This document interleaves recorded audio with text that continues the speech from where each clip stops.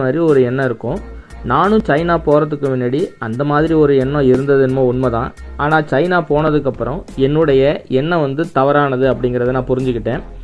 அரசாங்கத்துக்கு இடையே வந்து சில பிரச்சனைகள் இருக்கலாம், பட் அங்கே உள்ள மக்களோட நம்ம பழகும்போது பார்த்தா இந்தியன்ஸ்ன்னு நம்ம இன்ட்ரடியூஸ் பண்ணும்போது எனக்கு தனிப்பட்ட முறையில் ஏற்பட்ட அனுபவம் பார்த்திங்கன்னா எல்லாருமே ரொம்ப ரெஸ்பெக்ட் பண்ணாங்க. போகிற இடத்துலலாம் நல்லா வெல்கம் பண்ணாங்க, நிறைய ஹெல்ப் பண்ணாங்க. இந்தமாரி விஷயங்கள் எனக்கு முன்பின் தெரியாத நிறைய பேரே அதுமாரி பண்ணும்போது எனக்கு ரொம்ப சந்தோஷமாக இருந்தது. நாம் வந்து தப்பான ஒரு அபிப்பிராயத்தோடு இருக்கோம். பொதுவாக வந்து அரசாங்கத்துக்கு இடையே வந்து நிறைய பிரச்சனைகள் இருக்கலாம், பட் அங்கே உள்ள மக்கள்னு பார்க்கும்போது இந்த மாதிரி விஷயங்கள் வந்து டோட்டலாக டிஃப்ரெண்ட்டாக இருக்கும் அப்படிங்கிறத நான் வந்து புரிஞ்சுக்கிட்டேன். நான் சைனா போகிறதுக்கு முன்னாடி அந்த கண்ட்ரி மீதான என்னோடய எண்ணம் டோட்டலாக மாறிடுச்சு அப்படின்னு தான் சொல்லணும். பொதுவாக ஒரு எனிமி ஸ்டேட் அப்படிங்கிறப்ப இந்தியன்ஸ் சைனீஸ் ஒரு பகைமை உணர்வோடு இருப்பாங்க. ஸோ அதனால் நமக்கு போதுமான அளவுக்கு வெல்கம் இருக்காது, ரெஸ்பெக்ட் இருக்காது. இப்படிலாம் நான் எதிர்பார்த்து தான் அங்கே போனேன். பட் நம்ம நினச்சதை விட டோட்டலாக ஆப்போசிட்டாக தான் எல்லாமே நடந்தது. நம்ம எங்கே போனாலும் இந்தியன்ஸ்னு சொன்னால் நல்லா வெல்கம் பண்ணாங்க, நமக்கு கொடுக்க வேண்டிய ரெஸ்பெக்டை ப்ராப்பராக கொடுத்தாங்க. நாமளே ஏதாவது தவறுகள் பண்ணால் கூட அதை மன்னிச்சுக்கிட்டாங்க. உதாரணத்துக்கு நம்ம ஏர்போர்ட் போகிறோம் அப்படின்னா ஒரு க்யூவில் அவங்க நின்றுட்டு இருப்பாங்க, நம்ம இடையில போய் பூந்தா கூட நம்ம ஊர்னா கண்ணாப்னான்னு திட்டுவாங்க. அங்கே சரி பரவாயில்ல நின்றுக்குங்க அப்படி சொல்லி பெருந்தன்மையாக நமக்கு இடத்த கொடுப்பாங்க. இந்தமாரி நிறைய விஷயங்கள் வந்து அங்கே நடந்துச்சு. ஸோ அதனால் என்னோடய எண்ணம் டோட்டலாக மாறிச்சு. சைனாவில் ஒரு 7 நாள் இருந்தோம். 7 நாள் இருந்துட்டு திரும்ப ரிட்டர்ன் வரும்போது உண்மையிலே ஒரு கஷ்டமாக தான் இருந்தது. அந்த அளவுக்கு அங்கே இருந்தவங்க நமக்கு வந்து விருந்தோம்பல் நம்ம தமிழர்கள் தான் அவ்வளோ சிறப்பாக பண்ணுவாங்கன்னு நம்ம நினச்சிட்டு இருந்தோம். பட் அவங்களும் அவ்வளோ சிறப்பாகவே நம்மளை வந்து வெல்கம் பண்ணதுலேருந்து ஊருக்கு திருப்பி ரிட்டர்ன் அனுப்புகிற வரைக்கும் ரொம்ப சிறப்பாக நம்மளை பார்த்துக்கிட்டாங்க. எனக்கு சைனாவில் பிடிக்காத ஒரு விஷயம் அப்படின்னு பார்த்தீங்கன்னா சாப்பாடு தான். சாப்பாடு விஷயத்தில் நான் ரொம்ப கஷ்டப்பட்டேங்க. ஏன்னா நம்ம ஊர் சாப்பாட்லேருந்து டோட்டலாக டிஃப்ரெண்ட்டாக இருந்தது அவங்க ஊர் சாப்பாடு. பொதுவாக நம்ம ஊரில் சாப்பிட்ற அந்த மசாலா ஐட்டங்கள்லாம் சுத்தமாக அங்கே கிடையாது. மேக்ஸிமம் அங்கே ஃபுட்டு வந்து ரொம்ப பாயில் பண்ண மாட்டாங்க. நான்வெஜ்லாம் பார்த்திங்கன்னா ரொம்ப பாயில் பண்ண மாட்டாங்க, லைட்டாக தான் வந்து பாயில் பண்ணி கொடுப்பாங்க. அதில் மேக்ஸிமம் இந்த சாஸ் வகை தான் வந்து நிறைய யூஸ் பண்ணுவாங்க. உதாரணத்துக்கு நண்டு, இறால் இதெல்லாம் பார்த்திங்கன்னா பச்சையாக இருக்கிறத அப்படியே ஃப்ரீசரில் வச்சு அதை மேலே அந்த சாஸ் போட்டு கொடுக்குற மாதிரி இருக்கும். அது சாப்பிடும்போது நமக்கு அந்தமாரி ஒரு ஃபீல் தான் இருந்தது, அது குக் பண்ணி சாப்பிட்ட அந்த ஃபீலே இல்லை. ஸோ இந்தமாரி விஷயங்கள் நம்ம 7 நாளும் ரொம்ப கஷ்டப்பட்டோம். ஒரே ஒரு நாள் நாங்கள் இந்தியன் ரெஸ்டாரண்ட் ஒன்றுக்கு போனோம். போய் நம்ம ஊர் ஃபுட்டு, அதாவது சவுத் இந்தியன் ஃபுட் அங்கே கிடச்சிது, அதை நாங்கள் சாப்பிட்டோம். ஸோ அதுதான் ஒரு ஆறுதலாக இருந்தது. மற்றபடி இந்த கேஎஃப்சி, மெக்டொனால்டு இதுமாரி இடத்துல பர்கர் இதுமாரிலாம் சாப்பிட்டுட்டு கொஞ்சம் அப்படியே மேனேஜ் பண்ணோம். அதனால் கொஞ்சம் பரவாயில்ல. ஸோ சாப்பாடு விஷயத்தில் ரொம்ப கஷ்டமாக இருந்தது. அடுத்ததாக எங்களுக்கு அவங்க ப்ரொவைட் பண்ணியிருந்த ரூம்ஸ் எல்லாம் வந்து ரொம்ப அருமையாக இருந்தது. 7 ஸ்டார் கேட்டகரியில் இருக்கக்கூடிய ஹோட்டல்ஸில் புக் பண்ணி கொடுத்துருந்தாங்க. ஹோட்டல்ஸ்லாம் ரொம்ப அருமையாக இருந்தது.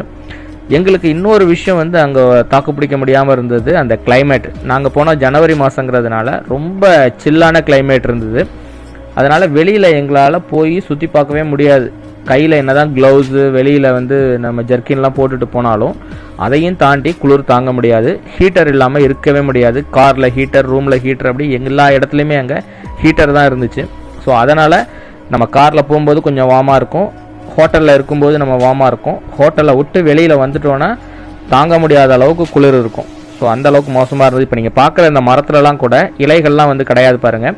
வின்டர் சீசனுங்கிறதுனால இலையெல்லாம் வந்து கொட்டி போய் வெறும் மரம் தான் இருந்துச்சு. ஸோ அந்தளவுக்கு இருந்தது. இன்னொரு விஷயம் வந்து என்னென்னா, அங்கே வானுயர்ந்த பில்டிங் தான், ஹைரைஸ் பில்டிங் வந்து நிறைய அங்கே பார்க்கலாம். நம்ம ஊரில் பார்க்கும்போது எங்கேயாவது 1-2 இடத்துல தான் ஒரு 20 மாடி 25 மாடி உள்ள பில்டிங்ஸ் நம்மளால் பார்க்க முடியும். அங்கே பார்த்திங்கன்னா இருக்கக்கூடிய பில்டிங்ஸ் எல்லாமே 50, 60, 80 இந்த மாதிரி ரொம்ப ஹைரைஸான பில்டிங் தான் ரொம்ப ஜாஸ்தி. நான் போகிறதுக்கு முன்னாடி நம்ம இந்தியா மாதிரி தான் ஓரளவுக்கு சைனா இருக்கும் அப்படிங்கிற ஒரு எண்ணம் இருந்தது. ஆனால் போயிட்டு வந்ததுக்கப்புறம் பார்த்தா இது டோட்டலாக டெவலப்டு கண்ட்ரியாகவே இருந்தது சைனா. ஒரு யூஎஸ் போனால் எப்படி இருக்குமோ அந்த அளவுக்கு வந்து சைனா இருந்தது. ஸோ அதனால் எனக்கு வந்து ஒரு டிஃப்ரெண்ட்டான ஒரு எக்ஸ்பீரியன்ஸ் கிடச்சிது. சைனா போகும்போது எனக்கு இருந்த இன்னொரு மிகப்பெரிய பயம் என்னென்னா, அங்கே பாம்பு கறி நிறையா சாப்பிடுவாங்க, நாய்க்கறி, பூனைக்கறி இதெல்லாம் சாப்பிடுவாங்க அப்படிங்கிற ஒரு எண்ணம் ஒன்று இருந்துகிட்டு இருந்தது. எங்கடா மிக்ஸ் பண்ணி நமக்கு கொடுத்துட போகிறாங்க, லாங்குவேஜில் பிரச்சனையில் மாட்டிக்கிட்டோன்னா அது ஒரு பெரிய பிரச்சனையாக இருக்குமே, ஏதாவது மாற்றி கத்தி கொடுத்து சாப்பிட்ற போகிறோம் அப்படின்னு பயந்துக்கிட்டே போயிருந்தோம்.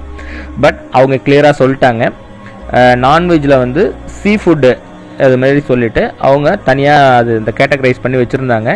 அதில் நம்ம கூட இருந்தவங்களும் கரெக்டாக அது கைட் பண்ணிட்டாங்க. நம்ம இந்தியன்னொன்னே இதெல்லாம் வந்து ஒன்லி சீ ஃபுட் தான் இந்த ஹோட்டலெலாம் கிடைக்கும், ஸோ அதனால் ஒன்றும் ப்ராப்ளம் இல்லை. சீ ஃபுட்னால் நம்ம சாதாரணமாக சாப்பிடக்கூடிய ஃபிஷ்ஷு, எறா, நண்டு இந்த மாதிரி வகைகள் தான் வந்து நிறைய இருந்தது. ஸோ மேக்ஸிமம் வந்து சீ ஃபுட் தான் நாங்கள் சாப்பிட்டோம். சிக்கன் கூட ஜாஸ்தி சாப்பிடல நாங்கள். ஸோ அதனால் ஒரு பயம் இல்லாமல் நம்மளால் அங்கே இருக்க முடிஞ்சுது. அப்புறம் சைனீஸை பார்த்து ஆச்சரியப்பட்ட இன்னொரு பெரிய விஷயம் என்னென்னா அந்த டிசிப்ளின், ரோட் டிசிப்ளின் தான். டிராஃபிக் பார்த்திங்கன்னா ரொம்ப எந்த இடத்துலையுமே வயலேஷனுங்கிறது கிடையாது. ரொம்ப அழகாக வந்து காரை பார்க் பண்ணுறது, எந்த இடத்துலையுமே இந்த ஓவர்டேக் கண்ணாப்னான்னு நம்ம ஊரில் போகிற மாதிரி போகிறது இதெல்லாம் அது இருக்காது. ரோட்லாம் அவ்வளோ நீட்டாக இருக்கும். சொல்லுவாங்கள்ல நம்ம ஊரில் எக்ஸாம்பிளுக்கு, ஸோ ரோட்லேயே சாப்பாடு போட்டு சாப்பிட்லாம், அந்தளவுக்கு நீட்டாக இருந்தது ரோடு. எங்கேயுமே மாதிரி ஒரு எண்ணம் இருக்கும். நானும் சைனா போகிறதுக்கு முன்னாடி அந்த மாதிரி ஒரு எண்ணம் இருந்தது என்னமோ உண்மைதான். ஆனால் சைனா போனதுக்கப்புறம் என்னுடைய எண்ணம் வந்து தவறானது அப்படிங்கிறத நான் புரிஞ்சுக்கிட்டேன். அரசாங்கத்துக்கு இடையே வந்து சில பிரச்சனைகள் இருக்கலாம், பட் அங்கே உள்ள மக்களோட நம்ம பழகும்போது பார்த்தா இந்தியன்ஸுன்னு நம்ம இன்ட்ரடியூஸ் பண்ணும்போது எனக்கு தனிப்பட்ட முறையில் ஏற்பட்ட அனுபவம் பார்த்திங்கன்னா எல்லாருமே ரொம்ப ரெஸ்பெக்ட் பண்ணாங்க. போகிற இடத்துலலாம் நல்லா வெல்கம் பண்ணாங்க.